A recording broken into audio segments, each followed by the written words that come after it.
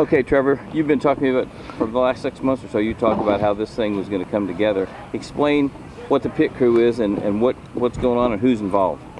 So the pit crew is a group that I put together on a whim. It was something I did for Mary Griffiths originally. I worked for Chris Griffiths. I wanted to help pay him back by helping his wife after he had passed.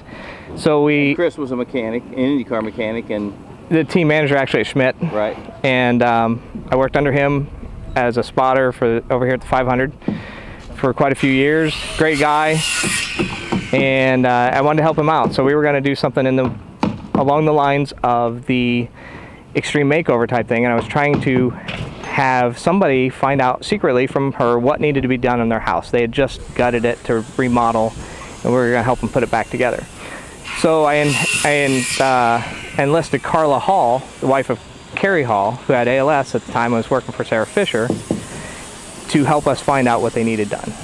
And in the meantime, Carla Hall had said it'd be nice if somebody would help us out. So we found out that Sam Schmidt was helping out Mary and getting her house back together, so she didn't need our help. So then I called Mary and I flipped it. I said, Mary, I need you to call Carla. I need to find out what they need done. I need it to be a secret.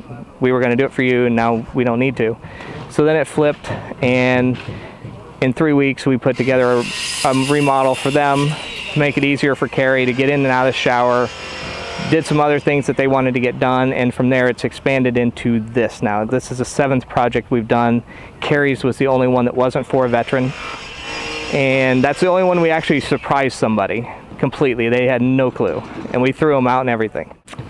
We've got Ganassi opened up yesterday, set the pace. I knew they were going to give us a lot of people. I purposely put them on the first day because we had a lot to get done. So this thing was just a bare... This was subfloor. Subfloor. When they started. Yeah, and that's and they put the walls were pre-built, they put the walls up, they framed it, they trussed it, they decked it. Had the windows and doors hung, and today we're trying to get the siding done. We're a little bit behind schedule. I'm not too worried about the siding.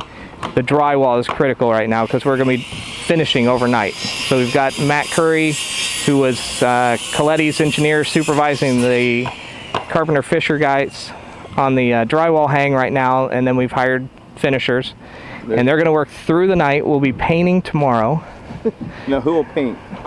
Andretti. Andretti paints. Andretti, and there will be IndyCar fans working tomorrow to help supplement Andretti.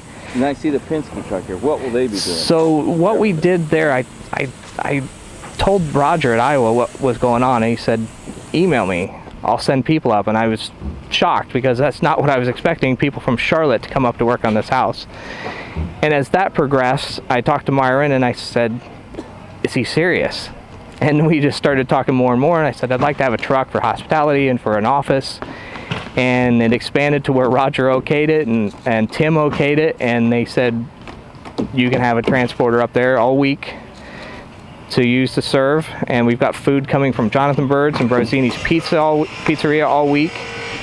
So honestly, when I led them in on Sunday night, it was still hard to comprehend that we had a Penske transporter for our office and for our hospitality. But what's really hard to imagine is building a house in 5 days. That's, I think, the coolest thing of all. A nice house in a cool neighborhood. Yes, and there's another aspect to this also, that there's not only the race teams, to cover the other ones, Schmidt-Peterson and Team Penske will work together on Thursday, because they're coming up from Charlotte with 10 guys. And then Dale Coyne Racing will also work with Penske on Friday. So they're going to double up. The finishing touches on Friday? Finishing touches, cabinets, appliances, interior trim, doors, things like that. Just finishing up the inside. We'll be laying the sod on Friday.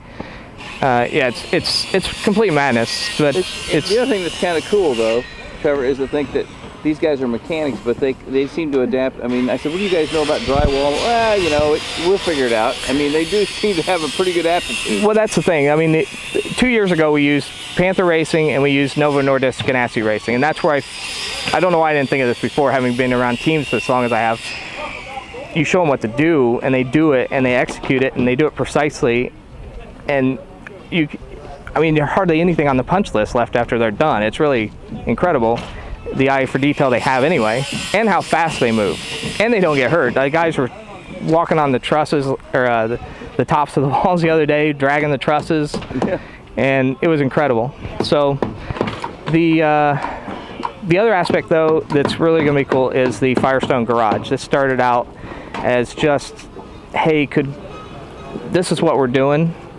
Would you guys put tires on his truck? And it blew up into this whole idea of renovating the garage, turning it into a man cave. There's going to be some really cool stuff in there I can't talk about yet because he doesn't know.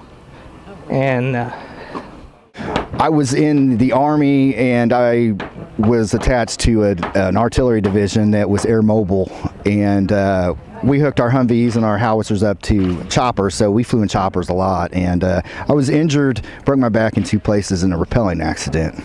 So the good old VA has hooked me up and given me the good care. It never used to be good care, but now at least they don't kill you when you go there. So, you know, I'm getting great care. They're paying for me to go to school. My son's college is paid for already, so it was definitely worth the sacrifice. And to be a part of this project, to have the most talented people in the city building my house. This house is it's awesome.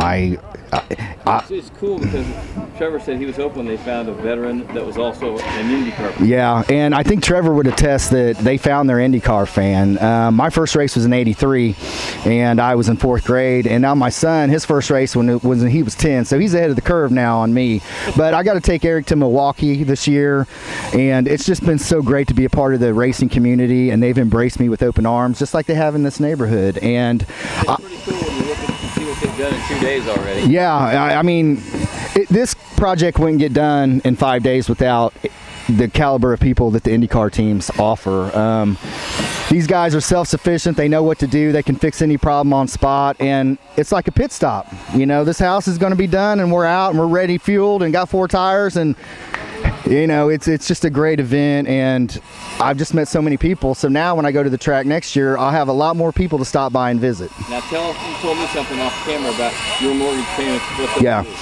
The great thing about the Fuller Center is that when I made a mortgage payment, and there is a mortgage attached to this property, it's around $400 a month, but it's on a 15-year fixed.